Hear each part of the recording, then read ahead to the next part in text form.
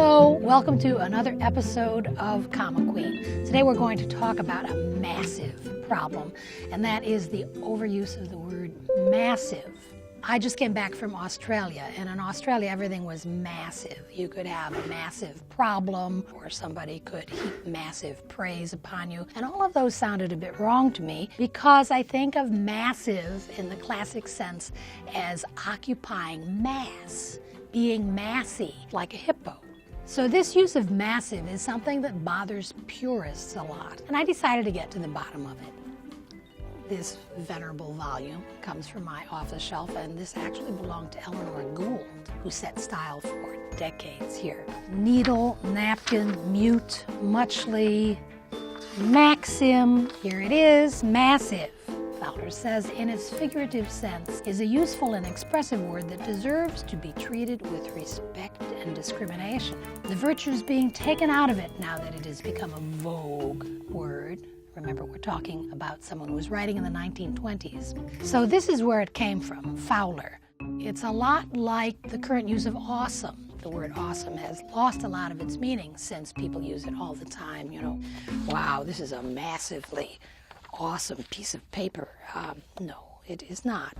This is our go-to dictionary, the Little Red Web in the 11th edition. It will give the definitions of massive in historical order, forming or consisting of a large mass. It does get down to its figurative sense, large in comparison to what is typical, a massive dose of something. Here's an interesting one. Having mass, a massive boson. I misread that as bosom, but it's not. A boson is a little thing from physics invented by a guy named Bose. I looked that up earlier, so I know that. Webster's does break down and give the figurative definition, which means it's legitimate.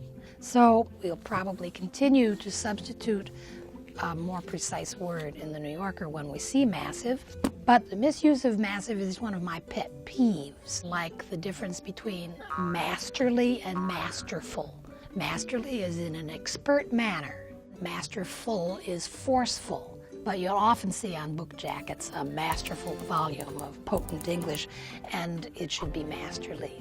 And the other pet peeve of mine is when people begin a sentence with most importantly. It should be most important because it's short for what is most important. What is most important, the word massive should not be overused. When you say most importantly, it sounds really pompous. The word massive should not be overused, you know, okay?